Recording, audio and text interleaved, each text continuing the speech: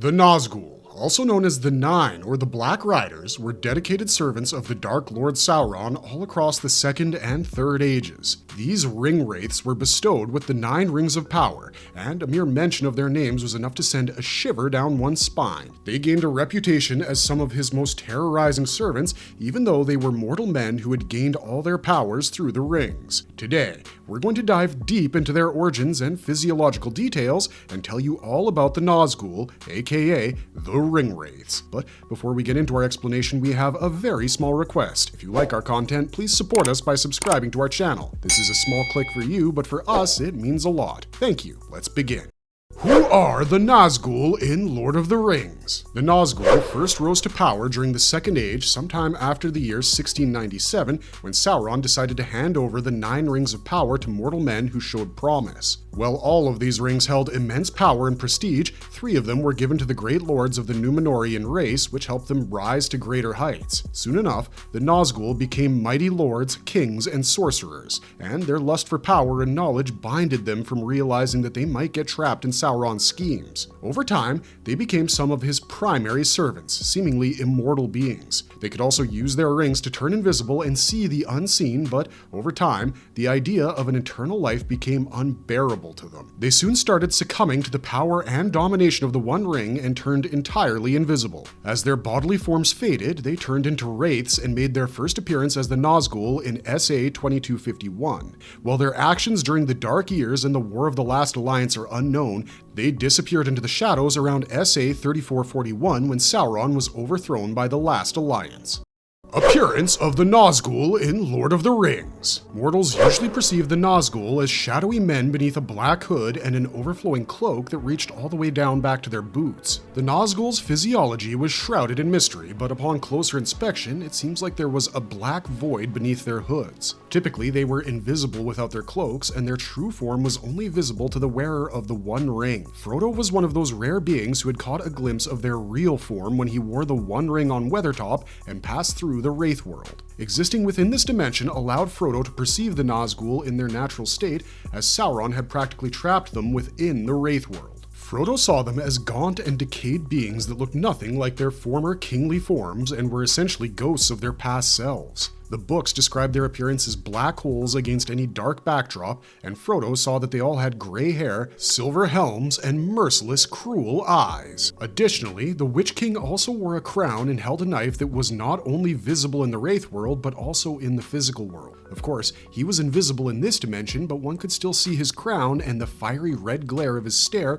during the Battle of Pelennor Fields. For the most part, the Nazgûl stuck to their cloaked form in the physical world, which was for the best, as whatever went on under the hood was horrifying for mortals to comprehend.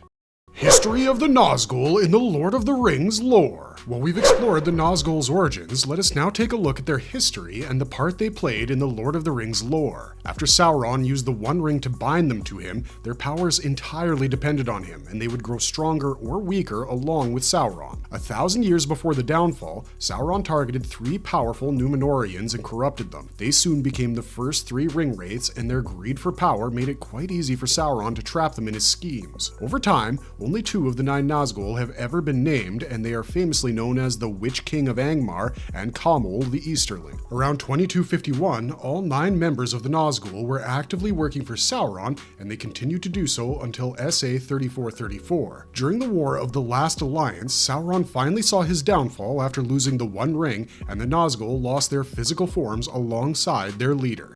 The inevitable return of the Nazgûl. With time, the Nazgûl managed to come back stronger than ever, even if it took them some time to regain their form. Around 1300 in the Third Age, Sauron started regaining his power while the Witch King established himself as the King of Angmar before sinking his claws into the nearby kingdom of Arnor. The kingdom had recently split into 3, Arthedain, Cardolan, and Rudar, and the kings of these newly formed kingdoms were busy fighting over the possession of Amon's soul. Soon after the Witch King established himself as the king of the land of Angmar, he joined hands with the kingdom of Rudar. This was part of his plan to conquer Cardolan over time and gain control over 2/3 of the late kingdom of Arnor. Soon enough, he turned on his alliance with Rhudaur and exerted total control over this territory before turning his attention to the final part of the crown, Arthedain. However, he faced some backlash in this attempt, and Arthedain had a strong line of defense along the Weather Hills. Around TA 1409, he finally attacked Cardolan and even set the watchtower of Amon Sul on fire. While he was facing a lot of resistance from Lothlorien, the Elves of Lindon and Rivendell, he persisted and targeted Arthedain's capital,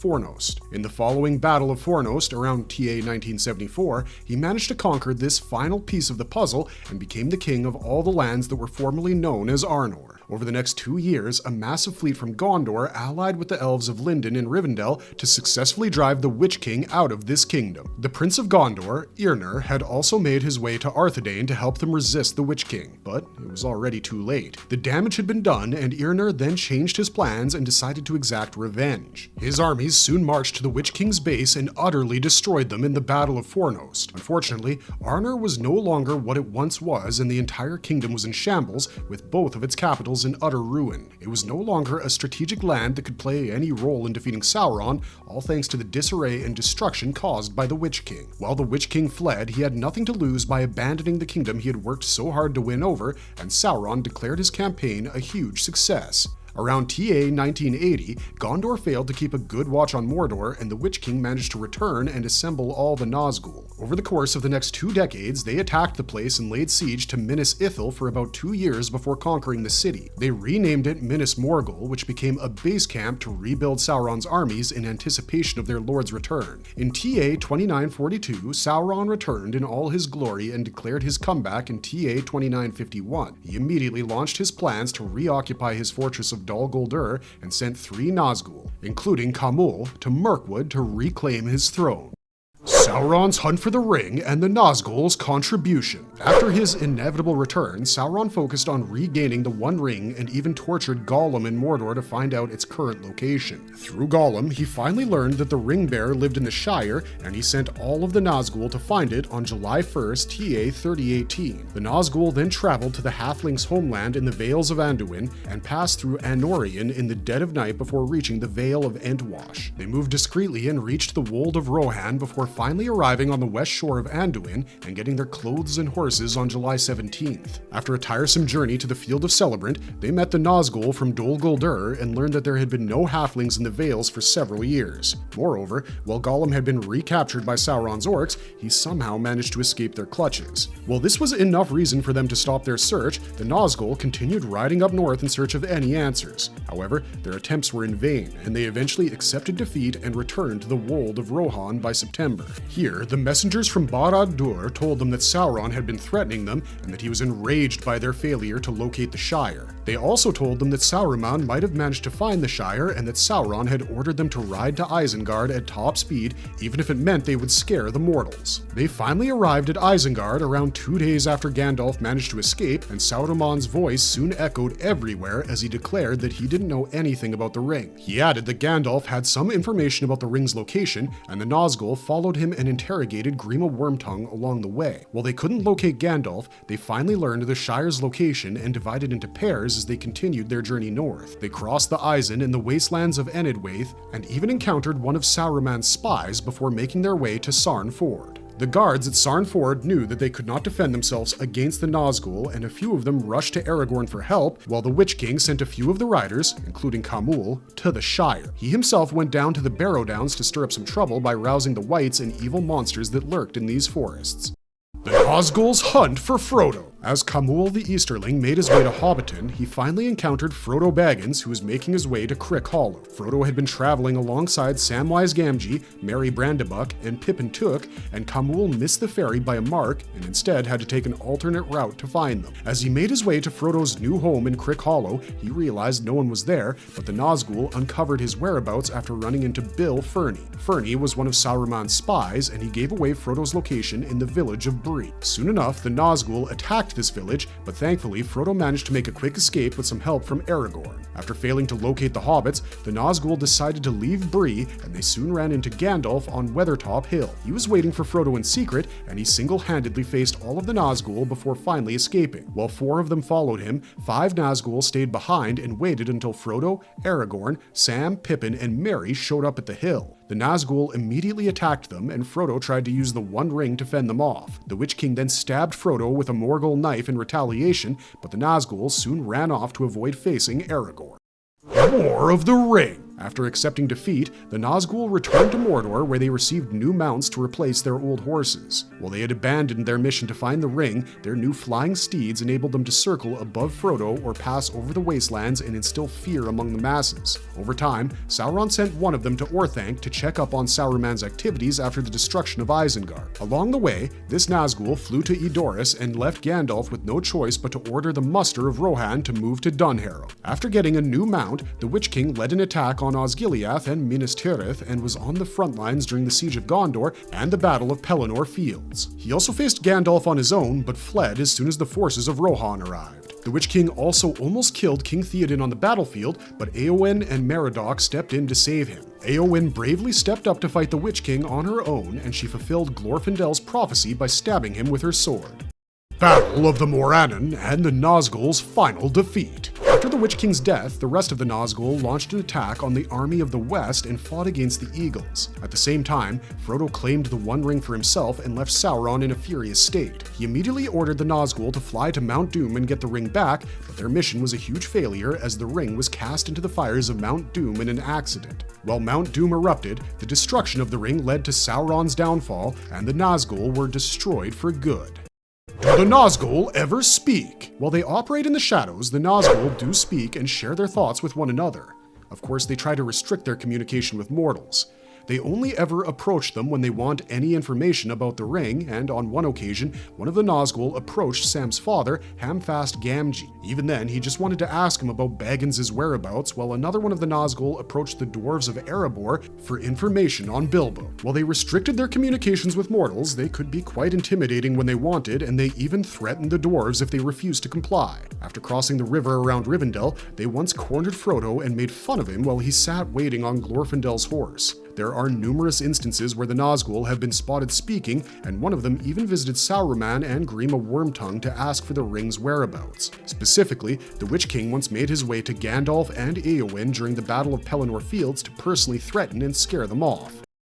What made the Nazgûl so scary? Among other things, the Nazgûl's intimidating aura and the ability to spread black breath, a form of spiritual venom that could infect anyone who came in contact with it. They typically did this by crying out loud, and their cries were almost like terrorizing weapons that slashed down anyone and everyone within earshot. They once used this against the army during the siege of Minas Tirith, where most of the soldiers, with the exception of a few staunch defenders, fell to the ground. While their venomous aura made them scary, there were some noble Middle-earth warriors such as Aragorn and Gandalf who did manage to shake its effects off. How powerful are Nazgûl? While the movie trilogy might have depicted the Nazgûl as weak servants of Sauron who could be easily defeated, this was the farthest thing from the truth. The Nazgûl were so powerful that only a handful of Middle-earth warriors could face them, let alone defeat them. When Gandalf faced the Nazgûl at Weathertop, it took all his might to defeat 6 of them by using sunlight against them. Even the combined strength of Glorfindel and Aragorn wasn't enough to take down the Nazgûl when they mounted their new beasts and were notoriously known for massacring a garrison of Dunedain soldiers. These fallen warriors were on the same level as Aragorn, and the Nazgûl could most certainly take him down on a good day. The Nazgûl were also powerful wizards who had learned sorcery and could cast spells and even summon evil spirits. They were essentially immortal wraiths with powerful weapons, and their terrorizing aura was more than enough to intimidate anyone who crossed their path.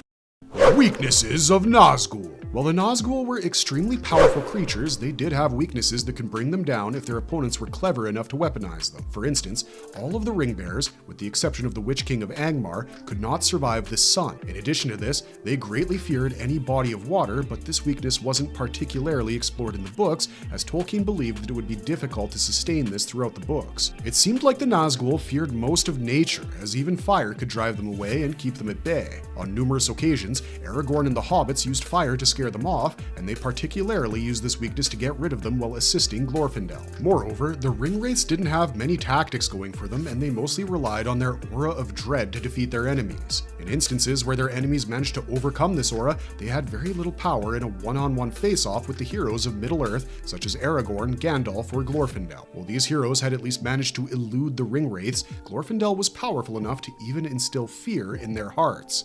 What happened to the Nazgul after the ring was destroyed? Are they truly immortal? Since the Nazgul were essentially mortal men powered by the ring, their immortality depended on Sauron and the One Ring. Over time, their bodies became permanently invisible as they became one with the shadows, and they were described as undead flesh that could wield weapons, wear clothing, and ride horses. They could go about all their functions as long as Sauron powered them, but things went downhill after the One Ring was destroyed and Sauron's existence was reduced to a shadow. Since they no longer had their Dark Lord to protect them, the Nazgul also died a human death with their powers stripped off them. In a way, this worked out in their favor, as they had spent the majority of their lives serving Sauron, and the destruction of the ring finally broke the power of his will over the Nazgul. They were finally freed from his evil influence after centuries, and they died with dignity as humans as their spirits became one with the universe again.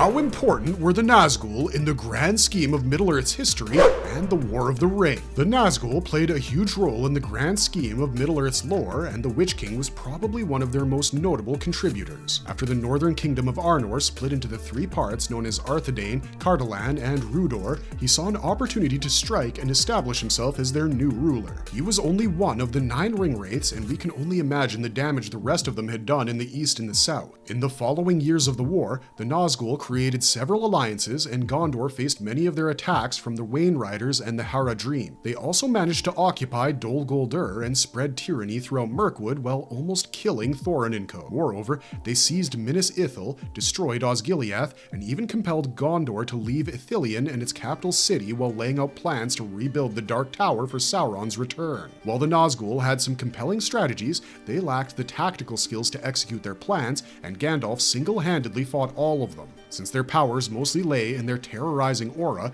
Aragorn and the hobbits had no trouble getting to them, and Frodo even defeated all of them at once at the ford of Brunnen. The Dark Steeds of the Nazgul. While the Nazgul were known for their intimidating personas, they could also be easily identified by the dark steeds that helped them travel around Middle-earth. At the start of the War of the Ring, they rode black horses that descended from the horses stolen from Rohan, but they soon lost them in the flood at the ford of Brunnen. Soon enough, the Nazgul returned to Mordor on foot, where Sauron spoiled them with new horses and some winged fell beasts. These creatures not only helped them with transport, but also aided them in their attempts to attack the ruined city of Osgiliath and lay siege to Minas Tirith. These winged creatures were soon named Nazgul birds, and they also played a huge role in the battles of the Pelennor Fields and the Morannon, in addition to tracking Frodo down. Nazgul in other adaptations. Besides appearing in Peter Jackson's Lord of the Rings trilogy inspired by Tolkien's iconic book series, the Nazgul also appeared in the Ralph Bakshi version, where they break into the Prancing Pony Inn and slash the hobbits' beds before taking their hoods off. They also appeared in the Rankin Bass adaptation of The Return of the King, where they had notably hideous features and skeletal humanoid appearances. Over time, the Nazgul made an appearance in the Hobbit film trilogy, wherein the Witch King fights against Radagast and drops his famous Morgul blade. As the trilogy progresses, Radagast hands this blade over to Gandalf, and Galadriel eventually sends Gandalf to check on the Ringwraiths' tombs. This is how they realize that Sauron is back in the guise of the Necromancer, and the Nazgul eventually appear in the final film in armored, ghostly versions of their past selves. They fight against Galadriel, Saruman, and Elrond, and eventually flee to Mordor with Sauron. The Nazgul have also made an appearance in video games such as J.R.R. Tolkien's The Lord of the Rings Volume 1, where they appear as enemy units that ambush Frodo. In The Lord of the Rings, The Fellowship of the Ring, the Nazgul are enemy characters who try to find Frodo and also fight against Aragorn. Later, they appeared in video games such as Lord of the Rings The Two Towers and Lord of the Rings The Return of the King, where they play a significantly bigger role and follow Frodo around Osgiliath and Minas Tirith before appearing at the Battle of Pelennor Fields. Marvelous verdict! And with that, we've come to the end of this video exploring the Nazgul's history in the Lord of the Rings lore. They might have operated from the shadows, but they were extremely powerful wraiths who had gained a reputation as Sauron's most terrifying servants. We hope you enjoyed exploring their personalities and their story arcs, and we would love to hear your thoughts on them in the comments down below. Do you have a favorite Nazgul moment or a favorite Nazgul in particular? We want to hear about it, and we're really paying attention to those comments. They help us decide what videos to make next.